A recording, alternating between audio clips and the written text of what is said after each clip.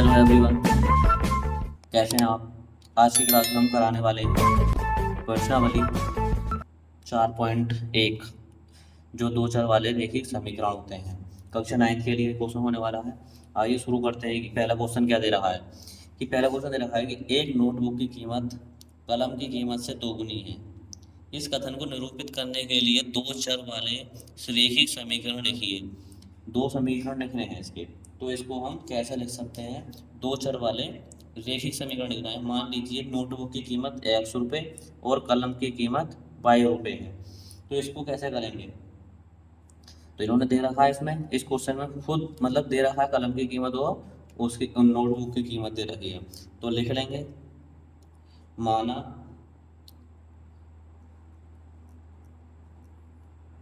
Notebook की कीमत कितनी है ₹100, ठीक। तथा कलम की कीमत कितनी है ₹22, ठीक। ये दे रखा है तो अब लिख देंगे इसको।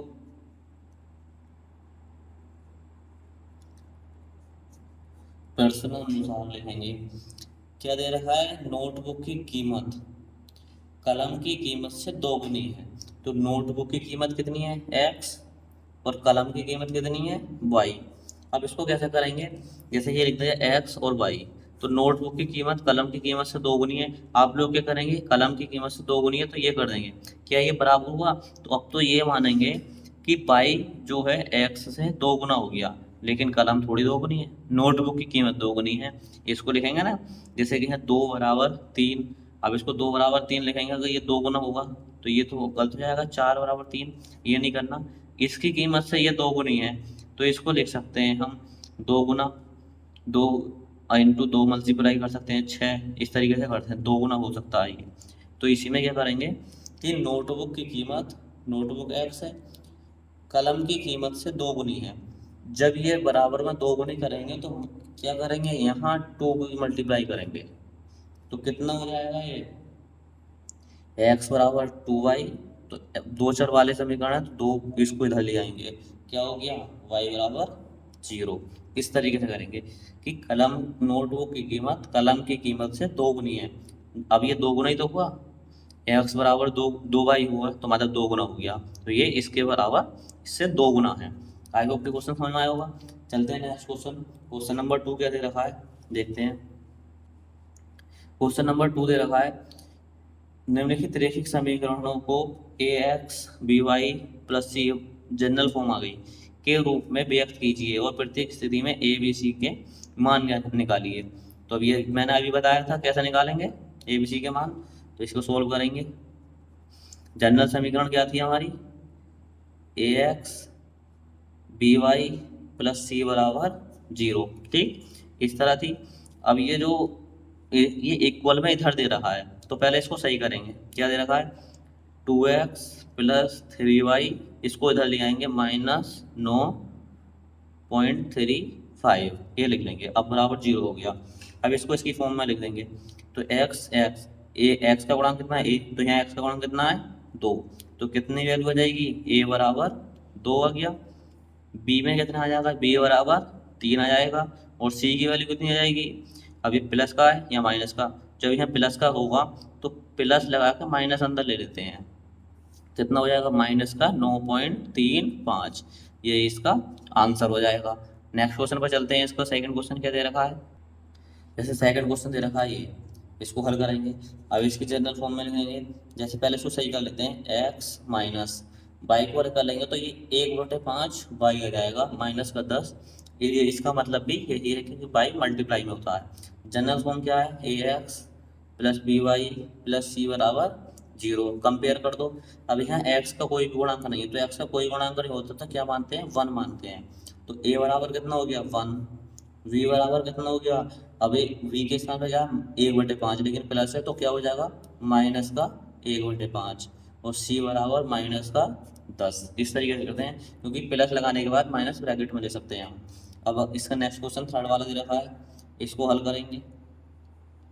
जनरल इक्वेशन लिखेंगे इसकी ax plus B Y plus सी बराबर 0। ए की वैल्यू कितनी दे रखी है -2, बी की वैल्यू 3, सी की वैल्यू 6 दे रखी है। आई होप की अच्छी तरीके से समझ में आ रहा होंगे आपको। नेक्स्ट क्वेश्चन दे रखा है 4 इसका, इसको सॉल्व करेंगे। देखो अब ये इक्वेशन अलग दे रखी है, मतलब दोनों एक्स बराबर 3y दे रखा है। पहले इसको मतलब दो चर वाली इक्वेशन में समीकरण बनाएंगे, तो कैसे बनाएंगे, एक्स इसको इधर ले जाएंगे माइनस का 3y बराबर 0। अब यहाँ पर c की वैल्यू नहीं दे रखी, तो c की वैल्यू बनाने के लिए क्या कर देंगे, x माइनस 3y प्लस 0 लिख सकते हैं यहाँ, ठीक, बराबर 0। अब जनरल फॉर्म क्या है, ax plus B Y plus सी बराबर 0। कंपेयर कर लो, x का गुणांक कितना है, एक्स का गुणांक कुछ नहीं होगा तो 1 मानते हैं, 1। बी बराबर कितना है, देखो इसको कर सकते हैं इस तरीके से, एक्स प्लस 3y प्लस 0, इस तरीके से लिख सकते हैं। 3y अंदर ले लेंगे, माइनस का चिन्ह अंदर ले लेंगे, और जब ब्रैकेट खुलता है तो माइनस प्लस माइनस हो जाता है, तो इस तरीके से कर सकते हैं। तो बी की कितना है -3, सी की वैल्यू कितनी है 0, ठीक। अब क्वेश्चन नंबर 5 देखेंगे। 5 क्या दे रखा है, 2x इक्वल बराबर माइनस का 5y। तो पहले इसको समीकरण बनाएंगे, क्या करेंगे, 2x इसको इधर लाएंगे तो प्लस का 5y बराबर 0। यहाँ पर c नहीं है, c की वैल्यू 0 होगी, तो इक्वेशन लिख लेंगे ax by प्लस सी बराबर 0। a के स्थान पर क्या पर है 2, b बराबर कितना है 5 और c बराबर 0 दे रखा है, ठीक। आई होप कि अच्छी तरीके से समझ में आ रहे होंगे आपको। नेक्स्ट क्वेश्चन देखेंगे 6 वाला, इसको सोल्व करेंगे। 3x प्लस 2, अब यहाँ पर क्या नहीं है, अब यहाँ पर किसकी पोजीशन नहीं दे रखी, यहाँ पर y की, तो y की नहीं दे रखी, तो y को क्या लिखेंगे यहाँ पर 3x प्लस 0y प्लस 2 बराबर 0। 0y का मतलब हो गया कि ये 0 हो जाएगा, हम लिख सकते हैं इस तरीके से। तो जनरल फॉर्म क्या है, ax by प्लस सी बराबर 0, ये होगी। a की वैल्यू कितनी है 3, अब b की वैल्यू कितनी हो जाएगी 0 और c बराबर 2। इस तरह इसलिए करने के लिए b का मान निकालने के लिए हमने जो y है उसको 0 लिख दिया, मतलब किसी भी नंबर के 0 से मल्टीप्लाई करेंगे 0 हो जाता है, तो मतलब गायब हो जाएगा ये। तो हमने जनरल फॉर्म से कंपेयर करने के लिए ये करा है, इस तरीके से कर सकते हैं। y minus 2y y minus 2 बराबर 0, यहाँ क्या नहीं है x, तो इसे x की फॉर्म में लिख लेंगे 0x प्लस वाई माइनस 2 बराबर 0। अब ये दो चर वाली समीकरण बन गई, तो अब इसका कंपेरिजन कर देंगे किससे, ax by प्लस सी बराबर 0, इससे कर देंगे। तो a के स्थान पर क्या दे रखा है 0, क्योंकि हमें x का मान निकालना, समीकरण दो चर में बनानी थी। अब b के स्थान पर क्या दे रखा है, मतलब y के स्थान पर क्या दे रखा है यहाँ पर, नहीं y के स्थान पर कितना है गुणांक किसका, y का 1 है, तो b बराबर 1 है, और c क्या है माइनस का 2 दे रखा है, इस तरीके से कर लेंगे। नेक्स्ट क्वेश्चन दे रखा है ax मतलब 5 बराबर 2x, ठीक, इस तरीके से करेंगे। तो इसको चाहे इसको इधर ले आओ, चाहे इसको इधर ले आओ, बात वही है। इसको इधर लेकर जाएंगे 5 को, तो कितना हो जाएगा 2x माइनस का 5 बराबर 0, ये रहेगा। y की वैल्यू नहीं है, तो y की वैल्यू लगा देंगे इसमें 2x प्लस 0y माइनस का 5 बराबर 0।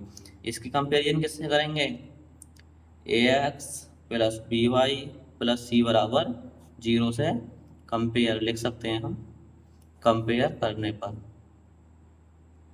तुलना करने पर, ठीक। तो अब यहाँ a की वैल्यू कितनी है, a की वैल्यू कितनी है यहाँ पर 2 लिख दिया, b की वैल्यू कितनी आ गई 0 लिख देंगे, और c की वैल्यू कितनी आएगी माइनस का 5 लिख देंगे, ठीक। आई होप कि ये एक्सरसाइज आपको समझ में आई होगी। ये एक्सरसाइज कंप्लीट हो गई है। पूरी एक्सरसाइज समझ में आई हो तो वीडियो लाइक जरूर कर दें, और चैनल पर अगर नए हैं तो चैनल को सब्सक्राइब जरूर कर लें। मिलते हैं नेक्स्ट वीडियो में, नेक्स्ट क्लास में 4.2 में, तब तक के लिए बने रहें हमारे साथ। मिलते हैं नेक्स्ट क्लास में, थैंक यू।